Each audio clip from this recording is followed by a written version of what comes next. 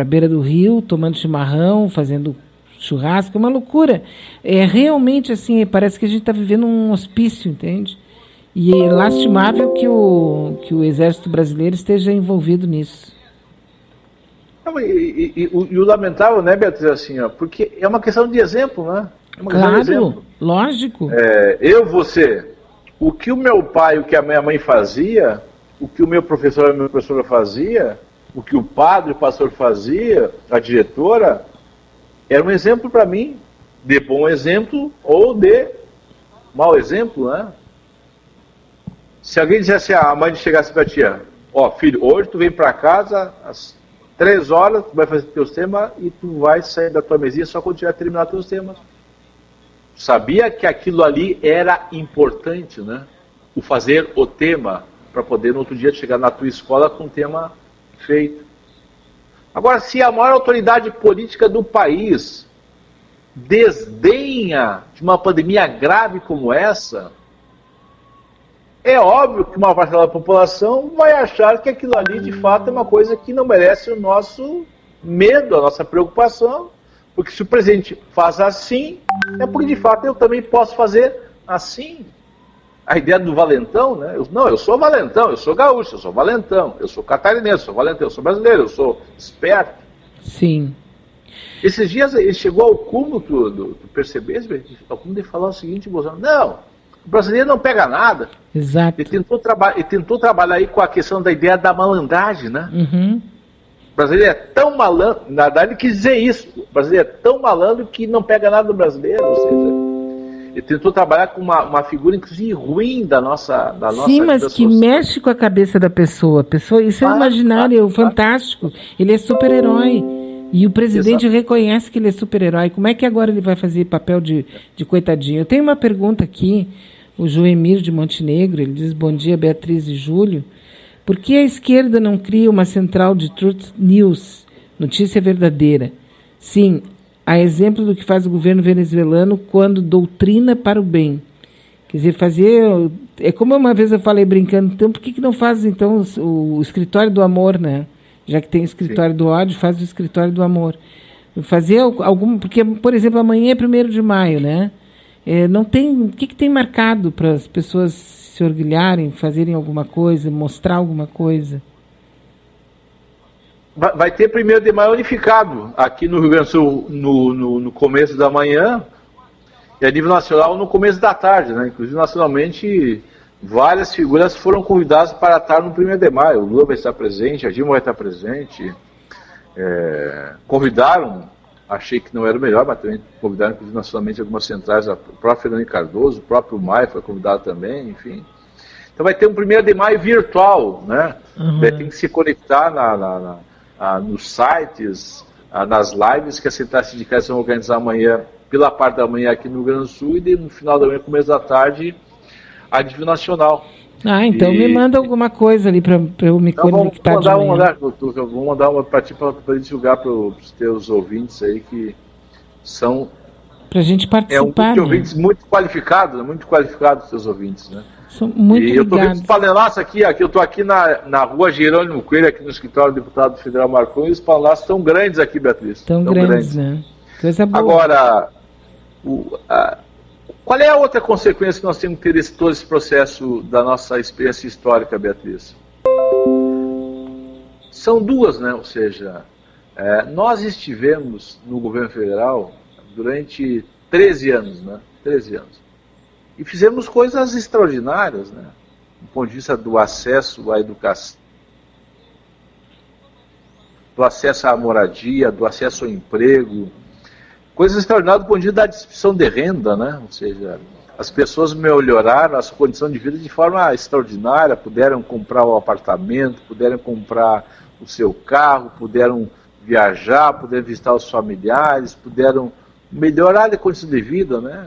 Quantos filhos de empregados domésticos se tornaram doutores, médicos, engenheiros, advogados, enfim, né? Agora, em algumas questões não foram mexidas, né? E uma das questões mais chaves, Beatriz, é a nossa área, é a área da comunicação. Completamente.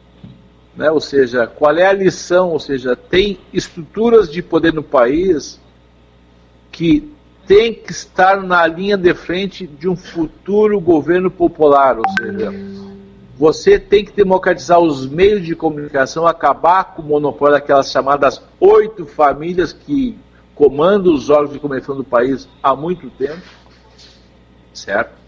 Você também tem que mexer nos ganhos do setor financeiro e bancário deste país e tem que fazer o que o Jean quis fazer em 1964, a reforma agrária e a reforma urbana.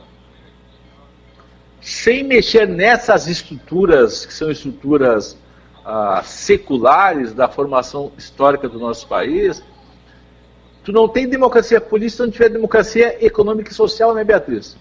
De jeito então, respondendo nenhum. à pergunta do nosso Juremir, é isso, lá de Montenegro? Ou seja, nós temos que sim nos unificar em torno de um programa, uma plataforma, uma ideia de país que nós queremos, né? Ou seja, exatamente. Nós temos que distribuir renda, nós temos que criar acesso às pessoas à educação, à saúde, à cultura, ao emprego, às oportunidades, mas nós temos que também mexer nas estruturas de poder do nosso país. E começando pela comunicação, deputado, porque não adianta. A comunicação a comunicação na internet, a comunicação nesses tipo WhatsApp que a gente tem, tudo isso aí nós temos que ter um centro que cuide disso exclusivamente, sabe? Para mandar, não sei quantos milhões tem de petistas no Brasil. Quer dizer, essas pessoas poderiam... Mais de 2 milhões de filiados essas pessoas poderiam receber diariamente nos seus telefones celulares, né, no seu WhatsApp, uma mensagem diária. Uma coisa, porque se tu tem, isso é fácil de fazer. Né? É só pegar 5, 6 pessoas e as pessoas fazem isso. Nós precisamos mexer com a estrutura da esquerda, não só do PT, mas da esquerda de um modo geral. Claro, toda esquerda. Porque, na verdade, é o seguinte, se a gente fica só naquele discurso que não chega no povão, isso que mais me angustia é, por exemplo, no próprio governo, na prisão do Lula, quando o pessoal falava do lawfare, eu ficava louca. Não fala lawfare, pelo amor de Deus, porque a maioria não entende o que é lawfare. Não fala lockdown, não fala lockdown. As pessoas não entendem. Quem vai entender é quem tem mais estrutura e tal. Mas o povão não vai entender. Tem que ser a palavra, a linguagem do povo. E que não é a linguagem daquele grupo que faz um seminário, faz um encontro, faz um congresso, que aí são as mesmas pessoas, umas falando para as outras a mesma coisa. Você precisa chegar lá na vila e falar com o pessoal da comunidade. E aí não pode ser com esse rebuscado todo, tem que ser uma coisa bem direta, né? Sabe que esses dias, Beatriz, eu estava lendo, a gente lê bastante, eu estava lendo aquele livro do Marx, o 18 Brumário, né? Que lá pela Santa ele fala uma coisa que é óbvia, né? Ou seja, que a situação, quando se coloca para nós, nunca é na condição ideal, pelo contrário, sempre numa condição de adversidade, de dificuldade, né? Porque existe toda uma estrutura social, econômica e política que foi montada e que gera uma ideologia dominante, uma ação econômica dominante, enfim. E tem aquela frase do Olívio Dutra, né? Que o Olívio Dutra disse assim, né? Se fosse para nós não seria fácil, né? Que é uma síntese que ele faz ao reconhecer que nós vivemos numa sociedade onde nós, o povo, os pobres trabalhadores, já nascem apanhando, já nascem perdendo, né? Já nascem sendo explorados, né? Então nós temos que sair correndo para tentar recuperar, porque outros já nasceram ganhando, oprimindo e lucrando. E nós nascemos apanhando, sendo explorados e tendo que correr atrás. Então é isso que tu fala, né? Nós temos que saber pegar os conceitos, né? As ideias, chaves, e transformar isso em frases que a população consiga entender a partir da sua própria realidade, né? Exatamente. Da sua própria realidade, né? Para poder conversar com elas e portanto... E é isso que mete medo neles, a figura do Lula, né, Beatriz? Que, aliás, eu estou até aqui já preparada, ele está dando uma entrevista para o UOL nesse momento, e eu quero colocar aqui no ar, vou ver se coloco no ar junto com eles lá, essa entrevista do Lula, ou então já terminou, talvez fosse uma entrevista de 10 minutos, Eu acho que já terminou. Bem curtinha, né? Mas pelo menos ele já quebrou esse jejum, né? Já Sim. consegue falar com... Não, continua aqui. Vou ver se eu escuto por aqui um pouco dessa entrevista. Vamos lá. Tá bom? Valeu, Júlio. Obrigada. Tá bom. Grande abraço, Beatriz. Vamos bater panela aqui na janela Vamos agora. bater. Bate por mim também. Tá bom. Tá bom. Tchau. É isso, né? Nós temos aqui agora 11 horas com 13 minutos e eu vou fazer contato com aqui o UOL para a gente poder ouvir o que o Lula está falando, né? Deixa eu ver se eu vou... Como é que eu faço para fazer contato aqui? O Lula está dando a entrevista. Como é que tu vai saber, né? Eu acho que já terminou mesmo.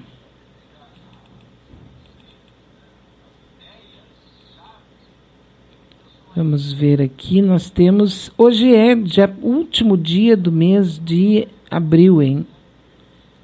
Bárbaro isso, quando a gente pensa nessa... O tempo está passando rápido, né? Tu acha que que as coisas estão ficando de qualquer jeito, só que não, né? Lula fala sobre o governo Bolsonaro sair do... O apartamento não é do Lula. Eu inventei aquela história e como eu não tinha crime para condenar o Lula, eu disse, sabe, que a condenação dele era por crime indeterminado. Ou seja, quem fala crime indeterminado não sabe que crime que eu cometi.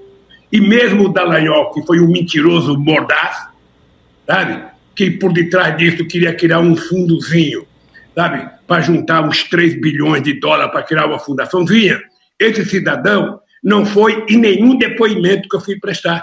Ele poderia ter ido, ele não foi. Por quê? Porque depois de mentir 1h30 na televisão com o PowerPoint, ele descaradamente deveria ser exonerado naquele dia, sabe? Em benefício do serviço público brasileiro, ele diz o seguinte: olha, o Lula é tudo que não presta, mas não me peçam provas, eu só tenho convicção. Olha, como é que pode alguém que vive por conta do Estado, alguém que recebe dinheiro do Estado, alguém que existe para garantir que o Estado seja republicano, ser tão cínico e tão mentiroso?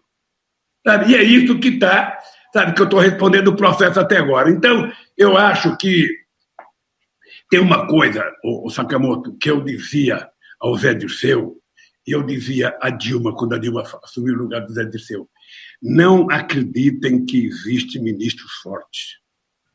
Quando a imprensa criar a ideia que o ministro é forte, ele cai. O ministro não pode achar que ele é mais importante do que um presidente da República. Mas ele cai por causa disso? O Moro, deixa eu lhe falar, o Moro já estava para cair antes. O Moro é uma cria, é uma criatura inventada pela Globo. Porque quando a Lava Jato foi instituída, o seu Moro visitou a redação de todos os jornais, visitou a redação de todas as revistas, visitou a redação de todos os jornais de televisão para dizer o seguinte, sabe, eu preciso de apoio da imprensa, então a imprensa tem que condenar antes, quando a imprensa condenar, fica muito fácil eu fazer o julgamento que eu faço. É isso que aconteceu. Mas, obviamente, que já havia sinais há muito tempo de que havia um conflito entre o Moro e o Bolsonaro, porque o Moro, de vez em quando, parecia que queria ser mais importante. Ele só queria comer a carne, ele não queria comer o feijão e o arroz. Sabe, ele só queria o bolo dele, não queria o ônus da tarefa. Percebe? E isso não dá, isso não vinga. Não vinga. Sabe, então, ministro, outro dia eu estava comparando com a Hillary Clinton e o Obama. Você está lembrado que teve uma pesquisa em que a Hillary Clinton aparecia com muito mais popularidade do que o Obama. E eu dizia para meus companheiros, ela não se mantém no cargo. Ela vai cair, porque não é possível o ministro achar, sabe, que ele pode ser mais importante que o presidente da República. Presidente, mas o senhor está bem, colocando dessa forma, teve algum caso durante os 8 anos do seu mandato em que aconteceu exatamente isso? Não teve caso, eu estou falando, é que o ministro não pode acreditar que ele é forte. O Moro é um juiz medíocre. ele sequer ele atende a gente.